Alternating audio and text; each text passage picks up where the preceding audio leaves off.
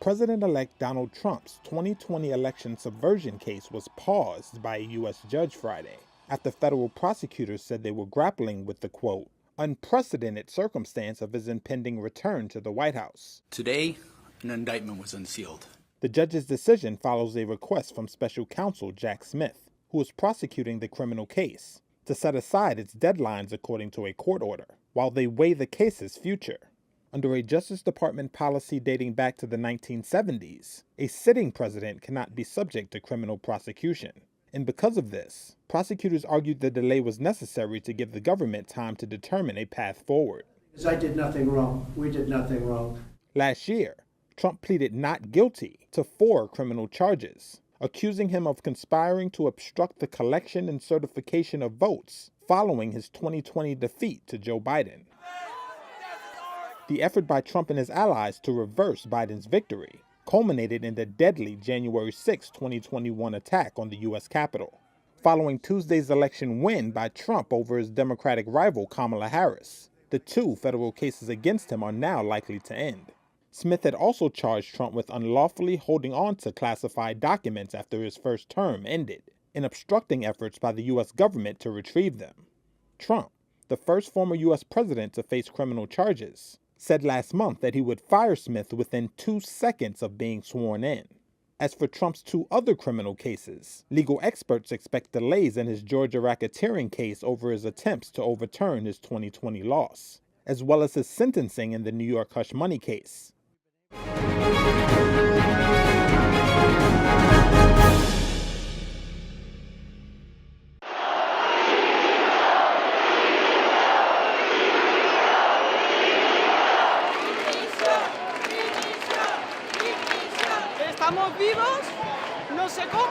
We are alive, I don't know how, and the only thing I want to say is that this abandonment and institutional negligence must be held accountable. And even though I am exhausted, haven't slept at all, and am very anxious, I am here to demand answers because this is not normal.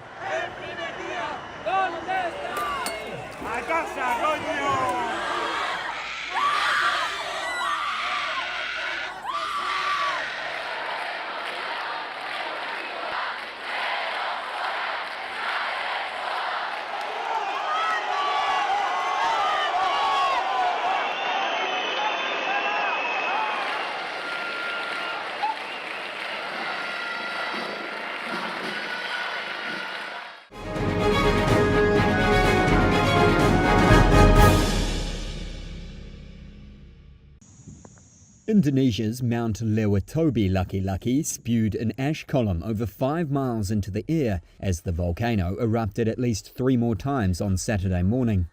Officials say they plan to widen the restricted area around the mountain in the country's east. They've been scrambling to evacuate 16,000 people from villages nearest the crater since a big eruption last Sunday killed 9. Some 10,700 people have been removed so far from the area, data from Indonesia's disaster agency showed on Saturday. Evacuees like Shirliana Oses Soji have left their homes behind. Yes, here we're comfortable and are given food and water. Thanks to God, sleeping conditions are also good, but for those who have toddlers, they're still sleeping on mats. There are no mattresses and supplies for toddlers are also still limited. Authorities plan to expand the no-go zone southwest to northwest of the crater to 5.6 miles, up from 5. Disaster Agency Officer Agus Rianto says 3 evacuation centres have been set up and the local government is preparing 3 more. Though Rianto believes more may be needed. On Friday, Mount Lewatobi erupted several times with an ash column up to 6.2 miles high.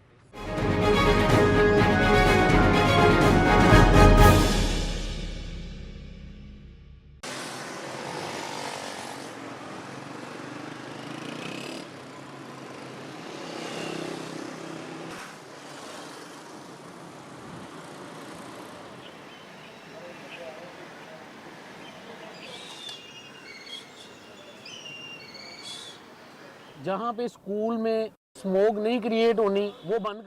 They have closed schools that don't create smog. They have not closed the factories and brick kilns. They are not closing the things which create smog, but closing places that do not create smog. This park will not create smog. They should close factories and brick kilns and seize vehicles that are emitting smoke and causing smog.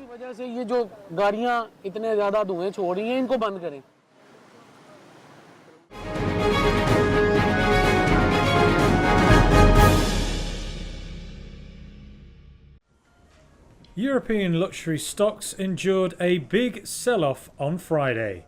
Investors were spooked after industry giant Richemont said it missed first-half profit forecasts. The Cartier owner warned it was still cautious about a recovery in China.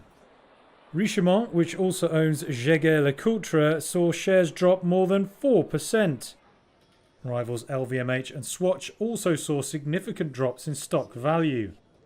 Investors were disappointed by lower than expected operating profit across Richemont's divisions.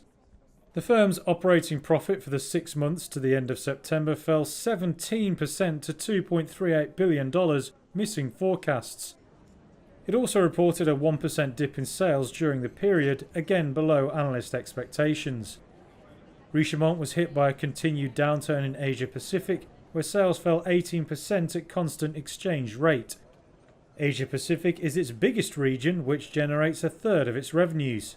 The underperformance was partly offset by increases in the Americas, Japan and the Middle East. Richemont chief executive Nicolas Boss said China remained a difficult market. He told reporters confidence in the country was low and he didn't know how long the downturn would last. Luxury companies have fought weaker demand in China as it experiences an economic slowdown. Richemont's luxury rivals have also reported mixed fortunes. LVMH missed third quarter sales forecasts and blamed a challenging consumer environment in China.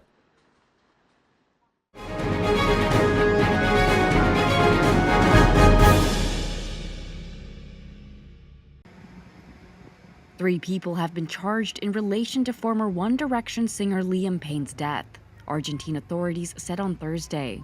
The 31-year-old died in a fall from his Buenos Aires hotel balcony last month, shocking the world and leaving questions about how it happened.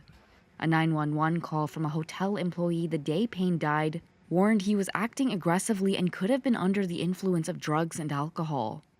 An autopsy revealed the former singer had traces of alcohol, cocaine, and a prescription antidepressant in his system when he died, said a prosecutor's office in a statement on Thursday. Those charged include a suspected drug dealer, a hotel employee, and a person close to the singer, authorities said. All are accused of playing a role in giving Payne the drugs. None of those charged were named but will be notified and are prohibited from leaving the country, according to the statement. The hotel employee is accused of giving Payne cocaine at least twice during his stay. The alleged drug dealer is said to have provided it twice more 2 days before Payne's death. Authorities said the person who was visiting with Payne is also charged with abandonment of a person followed by death. Prosecutors say the investigation will continue.